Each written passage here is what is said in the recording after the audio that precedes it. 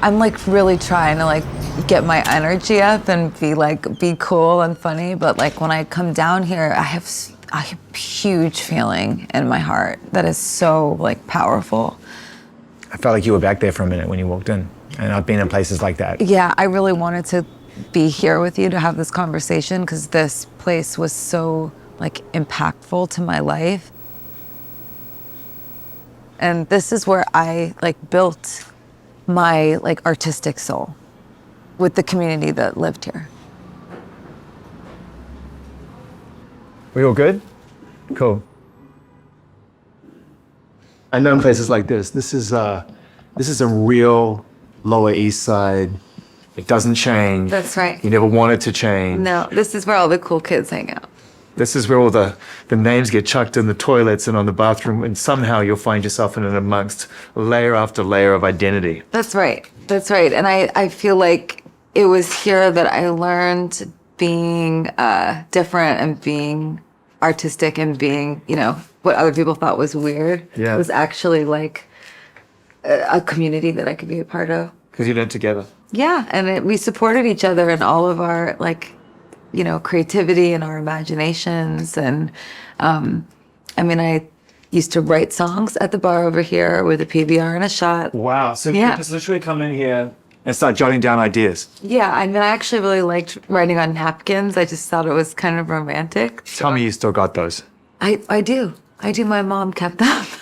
But this place was really special to me because it was just a few blocks from the house and it was open during the day.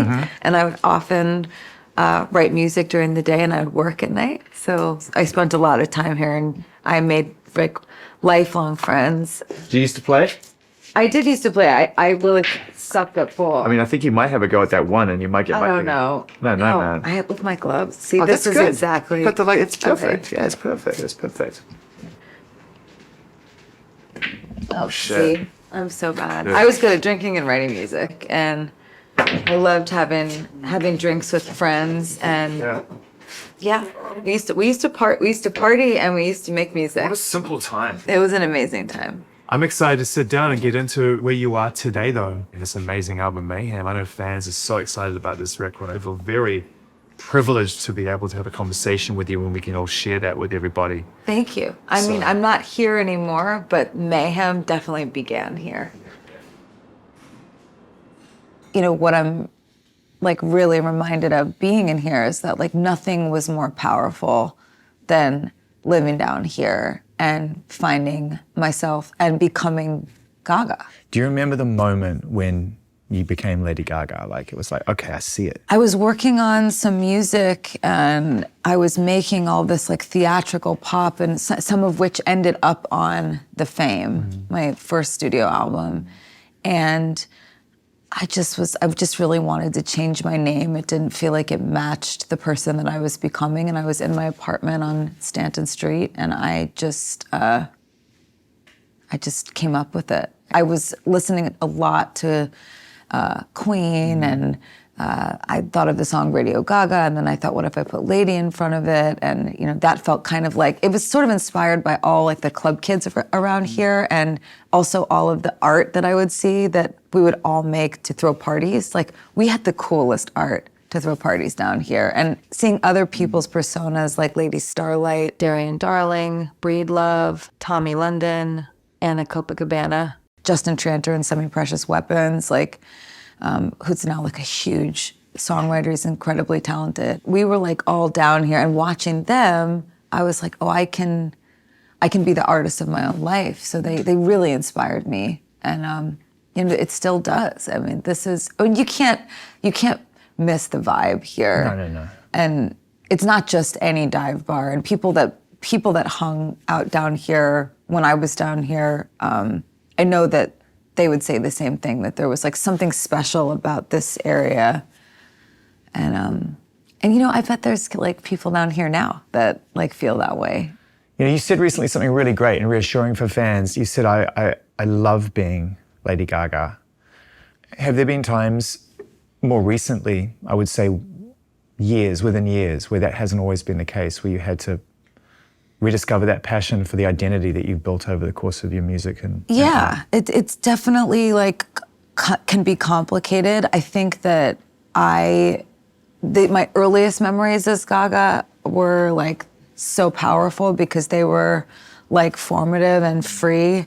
And then my career was such a blessing, but as it took off, I think the way that like other people related to me as like a superstar, like not that I didn't want to be one, but like almost something outside of the artistry. I always think the objective. Does that make sense? It does, because I always think when I talk to artists like yourselves who have such a strong artistic identity and come through the other side of that phase, that the general perception is that objectification, for lack of a better term, of one's star power is a frog in a pot of boiling water. That you want it, and then you realize, do I actually have ownership over that anymore? Right, and like what people love about you can kind of be different for everyone, right? Maybe they love your music, or they love your stage performances, or maybe it's your clothes, or and like the pressures of like combining my artistry with being a pop star was like really interesting and sometimes hard, because people have opinions about how you should look and how you should like move through the world, and that's like not what this was about at all. Like this was like you were you, and who you were and what made you was your superpower. It wasn't like telling each other what to do, or you should do your art this way. No, it was like it was us supporting each in what we did, and also it was about like, what records are you listening to? Like, what art books are you reading? What movies are you watching? Like what bands are you going to see? How often do you rehearse? Like, what's your relationship with your craft? And I think, something I want my fans to know now, which is why I said I love being Lady Gaga, is I actually returned back to my artistry like recently in a huge way, making this album. Like I put so much of myself as a musician, as a producer, as a songwriter, in everything. And that is who Lady Gaga is, like, to me. Like, maybe to someone else, it might be, the meat dress or, something that I did that they remember as me. But for me, I always want to be remembered for being a real artist and as someone that like cares so much about, a life of art. You may not realize this. Let me just remind you that you got the three-peat. Like, you have a hit now in your third decade. Yeah. And that is an incredible achievement. Abracadabra is, look, we got the message. I mean, these fan posts, like, look at how your fans interact with your music is absolutely amazing. You've probably seen this one. But... Yeah, I love him. I know. And then real production, like real commitment. Yep. And then this one here makes me laugh as well, because Kat here. Because you signed one more thing. I've been trying my best to The internet. Your fans are really showing up. Yeah. They agree. They're hearing it, right? In Abracadabra and in the music. Yeah, I think, like it's my job to make music that moves them and speaks to them. And all you can do is your best and work your hardest. And I think I didn't want to make this kind of music for a long time, even though I had it in me. And I think Abracadabra is very much my sound, like something that I kind of honed in after many years, and I wanted to do it again. And I felt like being stagnant was just death in my artistry, and I just really wanted to constantly be a student and not just reinvent myself, but learn something new with every record. And, that wasn't always what people wanted from me, but that's what I wanted from me. And it's the thing that I'm the most probably proud of if I look back on my career, is I like know how much I like grew from record to record and how authentic it all was. That the thing that was most important to me was being a student of music above everything else. But like I was able to be a student of music with this album, but in a new way, where I was sort of asking myself hard questions, like, what really does define you, and like what is you know, what is your personal mayhem? What do you struggle with? Like, what's the thing that you're always trying to live up to from your past? Hard question. That's a hard question. It is a hard question. And, you know, what are your sounds? And what is your, you know, what is the music of your soul? Like, how can you go back to your earliest memories with music and put that into this album? With like, everything you've learned along the with way. everything through you've the learned. chromaticas and the Joannes and the art pops. All the things that were important steps, I hear them all on this record. Thank you. It feels to me how, in a strange way, you get to revisit some of those artistic steps you took on an album like Art Pop and apply a little more experience and a little more life into them and say, hey, look, I can breathe life into that me again. Yeah, I mean, Art Pop was a very special album to me. You know, I was, just like on my previous records, handpicking the producers that I was gonna co-produce with. I was choosing like how to make the opera. And, you know, it was not really happening in mainstream music that one track would change that much. The groove would sometimes change. It would completely not be expected. It was very disruptive. It was not easy listening. It was basically like me going, I'll do what I want, and I'll do it. You know, I'll do it my way. But what's so interesting is I always did that. It's just for some reason that record was like viewed as more defiant. I think because I was also fighting against some of the newer things in my life, like. You know, living up to my new image and wanting to break that. So, you know, I like never dressed the same and my hair was always different. And, you know, Art Pop was more of a concept and a philosophy more than it was an aesthetic. But it was definitely a statement, and it's interesting, you become successful, and it's natural for anybody in business, even with the best of intentions or not, to want to templatize that, to want to say, hey, look, this is working. You know, yeah, you know, but it's not working for me. Yeah, and then like it's like what it also just depends on what your goals are as an artist. You know, if for me my goal was always to be a student, so that meant I had to do things I hadn't done before. Yeah. Because if I was always treading old ground, I didn't feel like I was learning as much. You wouldn't be here now like this. It would have run its course. No, and it was so cool to like.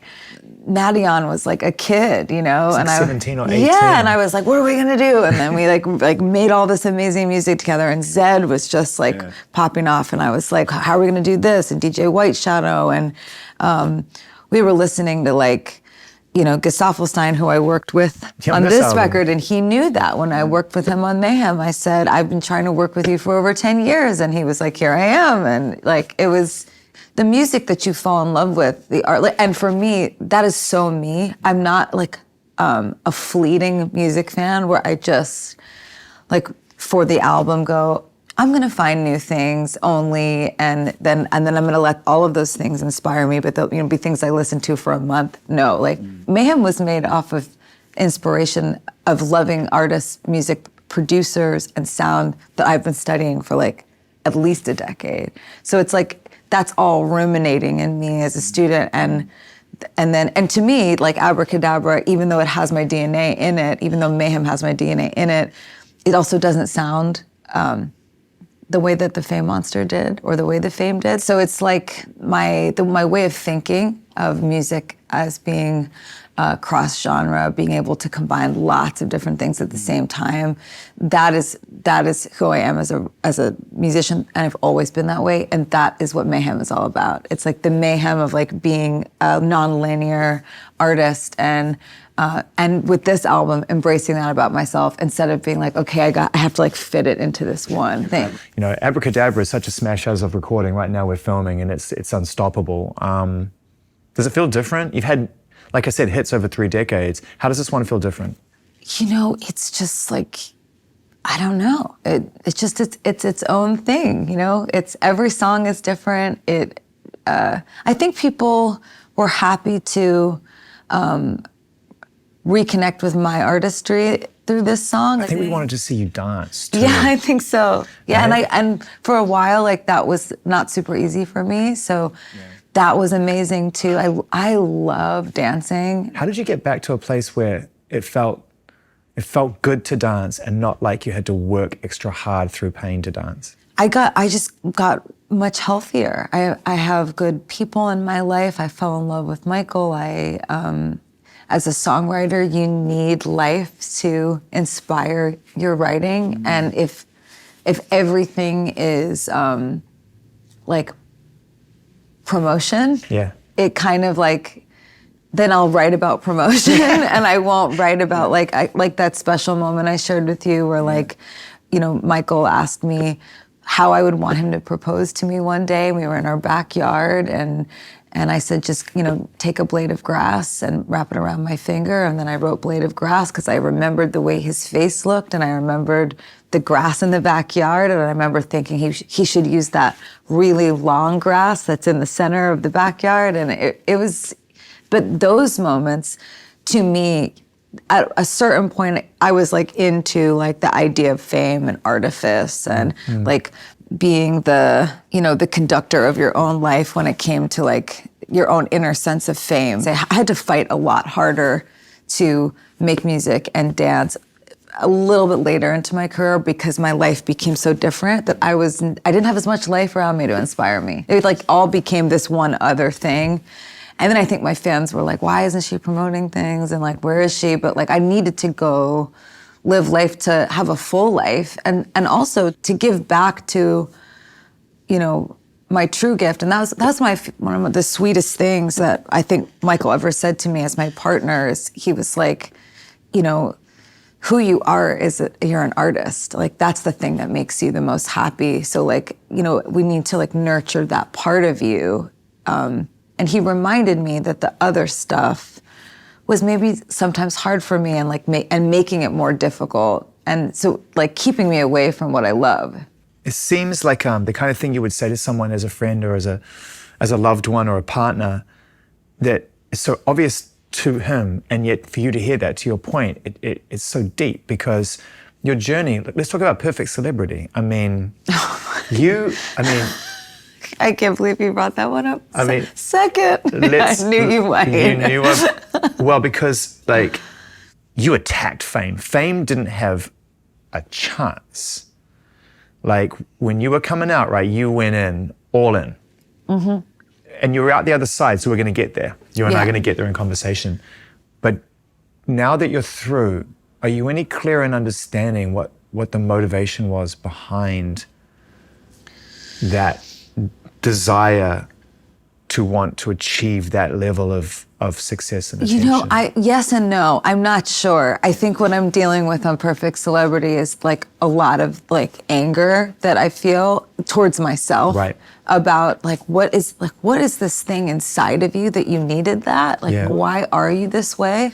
And the song is almost like humorous in the way that I'm talking. It's angry though as well. But it's super angry, and you know, I've become a notorious being. Find my clone, she's asleep on the ceiling. It's almost like comical, this idea that anytime I'm in the room with anyone, there's me, Stephanie, and Lady Gaga asleep on the ceiling, and I have to like figure out which body to be in. It's like kind of intense, but that was an important song on this album because it didn't feel honest to me on Mayhem to exclude something that had that kind of anger in it, because then it felt like I was like trying to be a good girl or whatever and be something that I'm not actually. That you know, part of my personal mayhem is that like I have joy and celebration, but I'm also like sometimes angry or super sad or like really celebratory or completely insecure and have no confidence. So like the album has all of that. And I don't know that I've done that on a record, actually. I don't know like if I've ever, I think I have in a way, but Perfect Celebrity, for example, is probably the most angry song. I don't think you've ever done it in a song. I mean, No. it's all in a song. There's rage in my music for sure, for a long time. But like in a song where I'm just so implicitly calling out and also like making a mockery out of this thing that I went after. That's the important part of it. You know, I think that there's been examples of people who've taken a step back from celebrity and fame and tried to find, with all the best of intentions, a pathway through to expressing what that's like. But what you're doing is still doing it from inside the room and the experience. And it's a fox in a hen house. Like you think that you're going to get away from it, but it will get you. Yeah. Right? Absolutely. It just will. It will. And did I do it to myself? You know, like, and I thought about the 90s too when I made that record. There's a lot of 90s energy in that song. I think that was I think it was one of the most brutal eras for that. We lost incredible people because of the pressures of that. Incredible people, amazing artists, powerful music. I mean, the 90s is how I fell in love with music as a teenager, you know? And it was like, and, you know, in the studio, we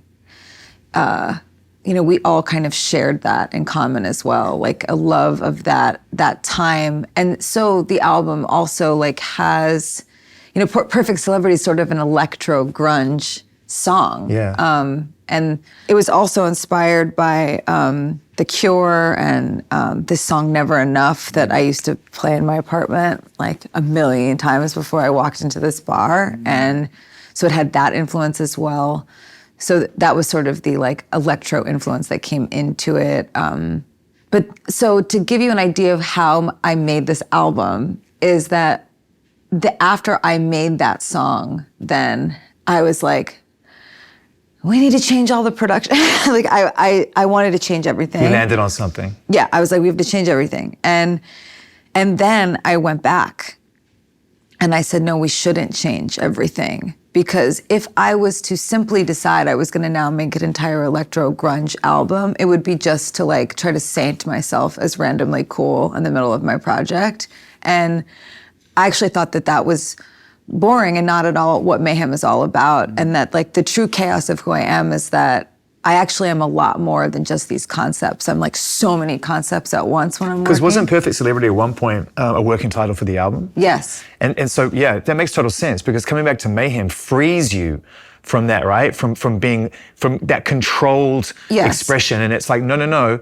The more chaotic and free form, the more it feels like me. And, you know, art pop was a vibe. Joanne was a sound. Yeah. You know, Chromatica had a sound, all different. The Fame Monster was more chaotic. The Fame was theatrical pop.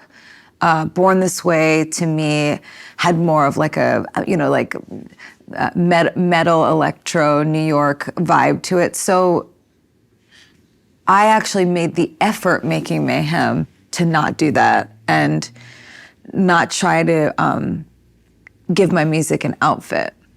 You know what I mean? Yeah. But instead to like allow myself to be influenced by everything. And that was how I discovered my songwriting and production abilities as a kid. So that was a special experience. And then like still some of that influence though, the electro grunge influence made it still onto other songs that were, some were like industrial, some were like 2000s throwbacks like Garden of Eden. Yeah. And then there's a song called Can't Stop the High that you haven't heard that's on the version of the album that's on my website only. And that is like a pure electro grunge record that like goes even harder than Perfect Celebrity does. So how many songs do you think over the course of that period of time? Did we make? Yeah, for the album. I mean, probably 50. I mean, like so much music, and we didn't use it all. Yeah. But it's my favorite record in a long time. I feel like it has some teeth.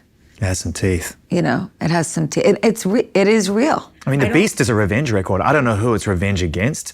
And I know that the lyrics don't necessarily reflect that, but the energy of that performance and the arrangement and sound design on that song is coming from something unresolved. That's what I hear. Yeah, you know, so the album is a series of gothic dreams, I say. It's like images of the past that haunt me. And they somehow find their way into like who I am today. In that record, it is, you know, me or like someone singing to their lover who's a werewolf. But I actually like, what I believe about this is this record is also about Michael and I, and that this song is also about me and being Lady Gaga. Like what The Beast is who I become when I'm on stage and who I am when I make my art. And you know, the pre-chorus of that song is, you can't hide who you are. 11:59, your heart's racing, you're growling, and we both know why. And it's like somebody that is saying to the beast, like, I know you're a monster, but I can handle you and I love you. Is there a relationship with that lyric and the lyric that follows in Blade of Grass where it's really a really poignant observation you make from his point of view? How can a man like me love a woman like you? Yeah. They're 100%. related, right? They know each other. 100%. Yeah, I mean, Michael's like an incredibly warm-hearted, kind, non like entertainment or fame-oriented person. We have completely different respective backgrounds.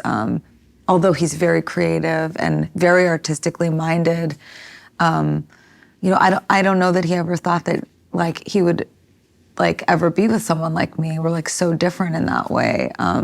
But we've really built a friendship and a bond over how to like each share each other's mayhem with each other, and like we're like doing it together now. I love how the fans have embraced him as well. Look, it's when you have such a personal relationship with your fan base like you do, I think it's important everybody knows that that is you commenting on those posts and it's not somebody else. Yeah, I love talking to my fans. I mean, I used to backstage after the Born This Way ball hang out backstage with fans that I would pull from the Monster Pit, which was like, like the air, like I made this like special area that if you showed up early to the gates for the show, people would like sleep, for like a week sometimes to get in early.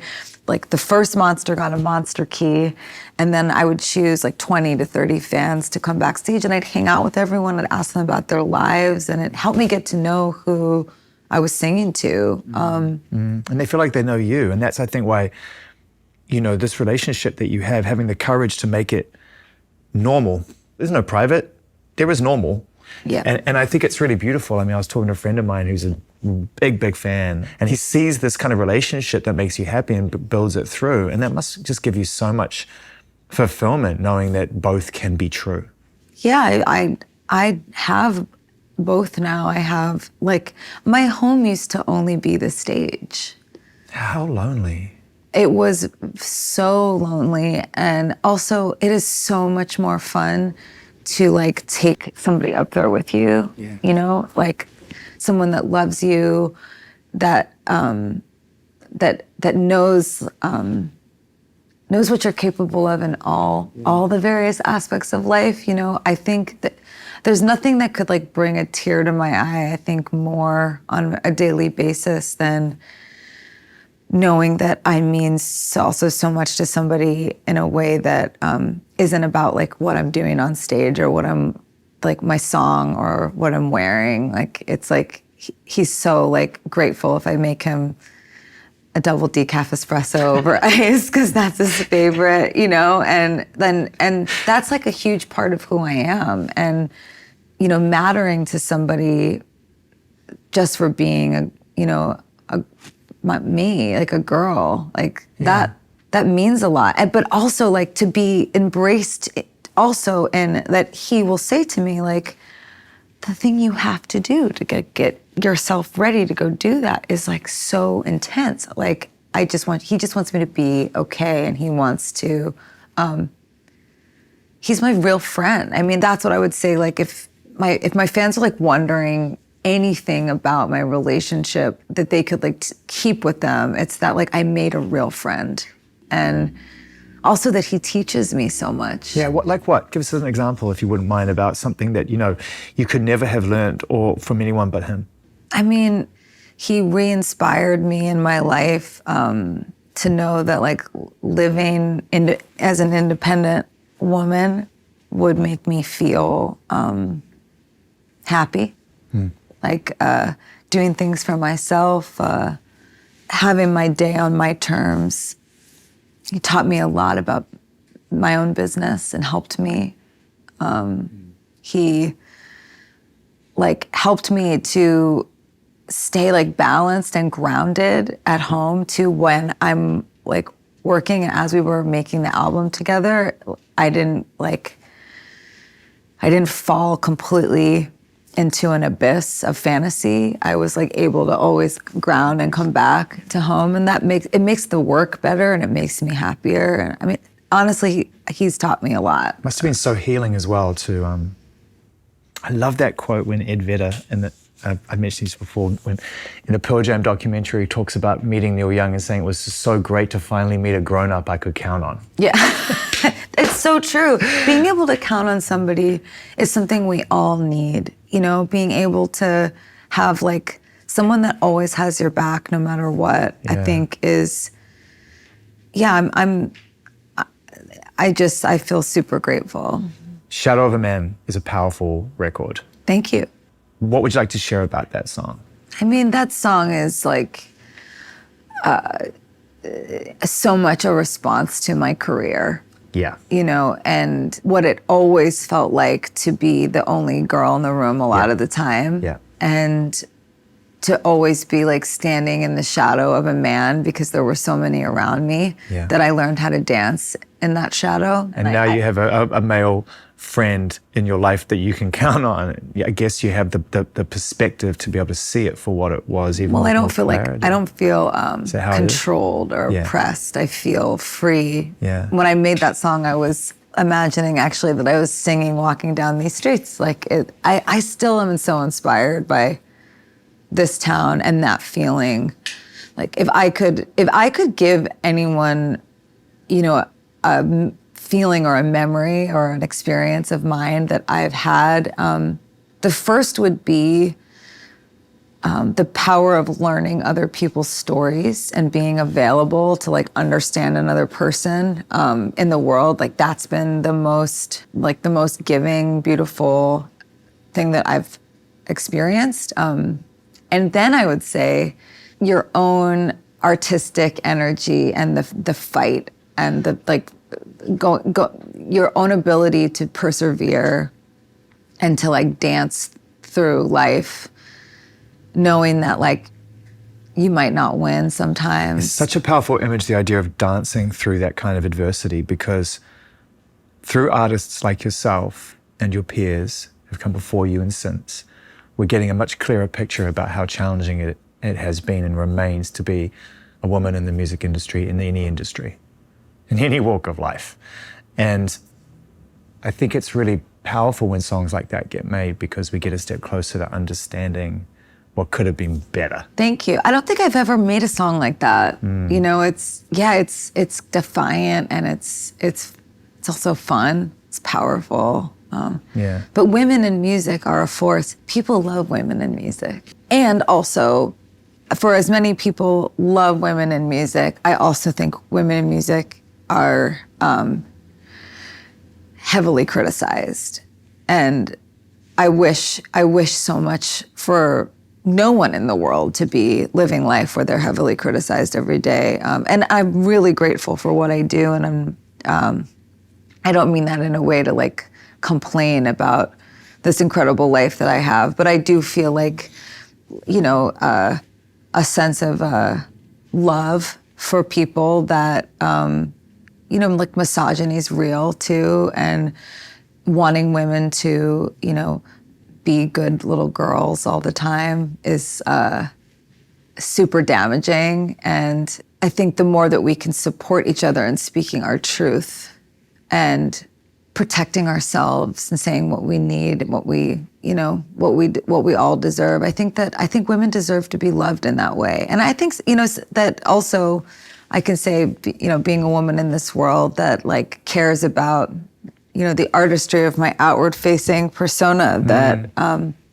we also deserve to be able to wear what we want and express ourselves how we want to in a free and happy space.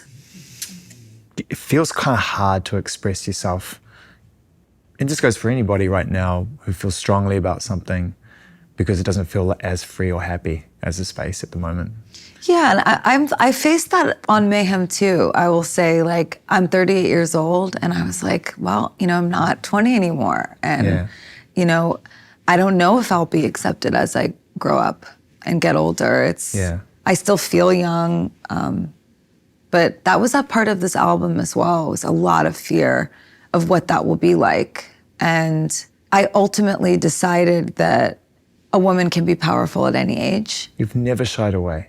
Yeah. And I've never had a chance to ask you that when you're standing on a stage like you did at the Grammys and you take an opportunity to be an ally and to stand up and say something about a community that probably feels very misunderstood and, if I'm really honest, under attack at the moment. Yeah. What that also feels like for you, it's a feeling you have before it's words that you say. I mean, what I would say first and foremost is what trans people are being faced with in this world is completely unfair, wrong, and there's this like violence that's taking place on a daily basis in their lives. And I think that we all need to support trans people and each other to know that they deserve to be supported and loved and protected and lifted up. And, you know, what I go through in my life is very different from that. And, you know, what every community that is oppressed goes through is different. It's all a unique experience. And then there's individual people, and everyone's individual experience is different. So I would just say it's like the most important time ever. I think also, when I said learning people's stories was a great gift, I think for me, I've learned that it's not all one thing, and that, you know, every group of people and every individual person, their unique experience is valuable and deserves to be upheld as their own. You're making your best music that sounds like the most complete version of you, and yet you still created the space to be able to support through your process, but also through words. That idea of mentorship, did you have mentorship when you were growing up as a young artist? I mean, Lady Starlight was my greatest mentor, I think. I don't think I would be here without her. She just taught me so much about life and art and music and fashion, and I had, you know, a vocal teacher, Don Lawrence, who was a mentor, all my piano teachers. But then, like, in a whole other way, like Bruce Springsteen's voice. When I like sit in this bar, I like remember thinking about Bruce Springsteen and sitting at that bar and just being like, how can I be as soulful as he is? You know, Stevie Wonder's voice and his music putting me in an absolute trance as a child. I mean, Prince, and having someone that had an imagination like Prince did, making music. Like I'm just naming 3 people. There's like thousands of artists. And then there are the collaborators as well, the people that have become mentors throughout your life. I love that there's seemingly, at least as far as I can tell, only one collaboration on this record, and that we already know what that is. Yeah. That's Die With A Smile, which is a perfect way to end the record too. And also, you know, so Bruno's a feature on Die With A Smile, or me and Bruno made Die With A Smile together. Then Gustavo Stein is on Killa, we made that record together. And then, I mean, I have to say, it has nothing to do with this album, but when you ask me about mentors, I have to say, like, probably one of the even more meaningful mentors I ever had was Tony Bennett. Yeah, and I wanted to ask you just a few things or a few observations about these key collaborative relationships that I feel have kind of given you something really valuable at certain points in your life, starting with Tony. You know, because we spoke at length about that relationship on the last project that you were able to release together. Now, with a little bit of hindsight and a little bit of perspective, you know, what's really stayed with you from that experience, and what the conversations and time you spent with him? He used to just say, stick with quality, kid, you know? And he was right. That was his North Star all the time. Tony was just worried about different things, like, and that inspired me, what his focus was. And that's, you know, it has stayed with me. And as I grow up, I'm like, well, I'm just gonna keep being a musician, and I'm gonna keep working hard at my music, and working hard at my songwriting, and working hard at my producing. And, you know, the other things matter, but your gift and your talent is what matters to me, what matters the most. I mean, honestly, I think he could have been singing until he was 110. Like he was, Because he knew what was important. it was the music. Yeah. Like, and the music brought him back to life when he couldn't, you know, remember anymore. I've seen it with my own eyes. We talked about this, but off camera. I mean, the power of the frequency of music and the way that it attaches to our memories. And I've spoken on camera about this only when relevant and important to the conversation, I think. But watching my mother go through cognitive deterioration with her dementia diagnosis and realizing that music brings her back into the room was one of the most powerful realizations of my life.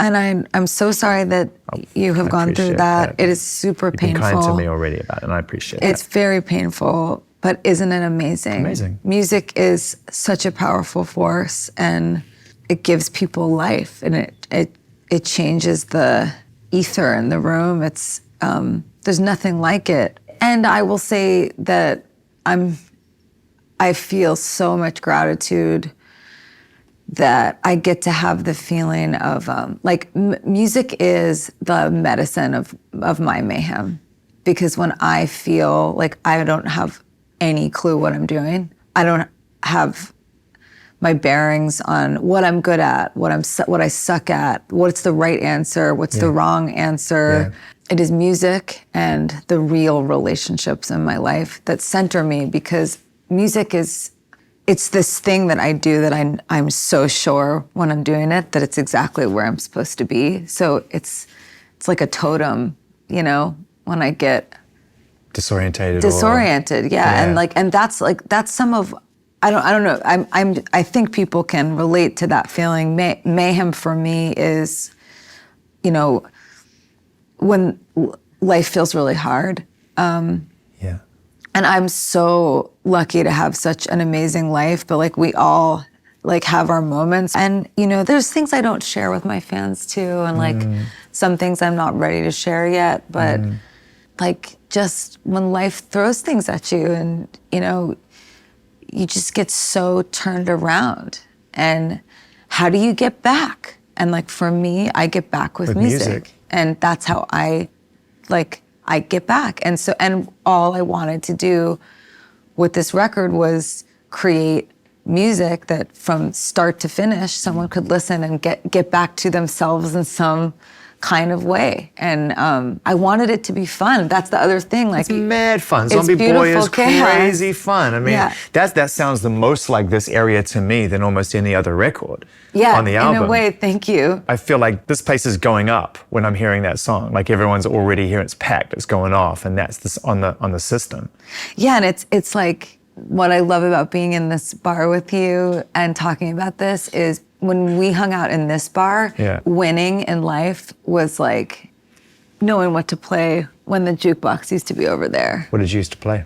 Oh my God, I would play Motorhead and I would play David Bowie and I would play AC/DC and I would play Black Sabbath. It was like we were all having a conversation in here with the music, and it wasn't about like global domination. When you walked in and you were here, and I wondered, like, in that moment whether your life since then has felt like the blink of an eye or a river.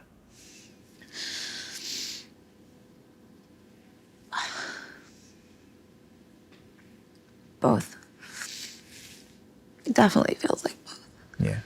It's like, I just had like no idea what was gonna happen. Yeah. And I'm really grateful that it did. But what I value when I think about this time is not what it gave to me in my career, but the endless memories. Yeah, they're hard sometimes, aren't they? The memories I know. were so powerful here, and I that will just be in my heart forever. It's, you know, I am so grateful for, and you hear me say it a million times when I talk about this, because I, you know, obviously feel like I need to qualify that piece of myself, and it's true. But it is like, I do feel so happy to be in a place now in my life when I just, the thing that I valued the most in all of this was the community. And I left that behind. Oh, that's the sacrifice. That's a really powerful observation in my life too. I mean, and everyone I've ever spoken to who's lucky enough to still be here, and we talk about what we go through, the highs and the lows. The thing that we really center on when we wonder what it cost is the people. Yeah, it was It's the people. And I relationships. think part of the Abracadabra video that made it special, honestly, was I spent like real time learning that choreography, working with Paris and working with those dancers. And I got to be, in their community while we made it. And I felt like I belonged. And that feeling made me so happy. And I think it like really translated in the video that I was like with my people. You might have to oh my gosh, this is the Blues Brothers. It's time to get the band back together. I know, it's so, It's time to I get the band back still together. talk to so many people from that time. And but it is like, I don't think they'll ever know how much I valued. I think they just found out, I hope. I try to tell them, but. You know where the community really comes alive? Tour. Oh my God. The fans are so special. And, I'm just like completely wowed when I see them wake up in this magical way. It's almost like the words in Abracadabra, like it woke up all my old friends. People want to see you. And look, life is different than when you start, and things like tours have to be really worked into what real life is. That's the beautiful balance of growth, right? Yeah. But if I had done a poll of all the fans and said one question, this would have been it. Do you have a desire to tour? Different or the same, but tour and bring Mayhem to the road? Yeah, of course I do. Yeah. I mean, I love being on stage. And I enjoy it again and at this time in my life. So for sure, I'm so excited for Coachella, and it's all I like ruminate on constantly, like all of my ideas and what to do and how to do it and what does Mayhem mean? How do we bring Mayhem to the desert? I'm really excited, I just feel, I feel like I'm like firing on all my cylinders again, and that it's super rad. And I can't wait to see my fans. Yeah. And I also can't wait to do it with Michael, The way I feel is lonely, right? I suppose the way you were describing it before felt to me at least like that was the great distraction from all the things you were missing. As much as it was enjoyment, it was like, hey, I'm here because I don't know what's over there waiting for me. Is that? After my career took off, I didn't have a sense of home in the same way. Yeah. Obviously, I have an amazing family that I love so, so much, and they were always wonderful. Like, I just was away, and I was kind of untethered, and I loved that for a long time, and then I just, like, imploded, and it was like that, and felt like I didn't have gravity. So now I have gravity, and gravity's good. And like sometimes I joke now and I just will say like I'm boring now and thank God, and it's like, no, but seriously, like maybe I'm not boring in my art for sure. Boring maybe was what I was doing before, where it was like so predictably chaotic all the time. I enjoy being able to reflect on all of my dreams and then make them. And yeah, that's why I say that Mayhem is also all these gothic dreams. It's like all of my dark dreams and all of the different things they mean and how they come alive, and it's all in one place. And it's total mayhem, and it's like completely me, and it's my gift to my fans.